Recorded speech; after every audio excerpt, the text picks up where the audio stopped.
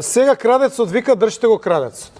Тој што излезе со наведната глава после средбата со Ескобар во Американската амбасада, значи беше викнат таму на пење, му е објаснато што се целите на американците во врска со промената на уставот и интеграцијата на Македонија, ЕУ, НАТО и така натаму. Во тоа не навлегувам. Кој е за НАТО, против НАТО, не е битно во овој момент. Битно е дека они јасно ги имаат постојано своите позиции околу интеграцијата на Македонија. Го викнаат таму на пење.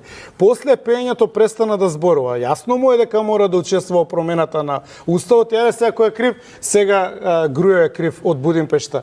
И Грујо си кажа, јас ги повикувам пратениците да не гласат за промена на уставот. И сега царот е гол. Значи човеков останува без покритие. Ако дојде до промена на устав, зашто е изгласана, бидејќи нели се само прогласија за најголеми патриоти во сите можни времиња и димензии, галаксии и нема поголеми бранители на Македонија, а во негово време се промени уставот и името на Република Македонија со негови пратеници. Дека и тој учествувал, како што велите, во сценариото за промена на името. Па да.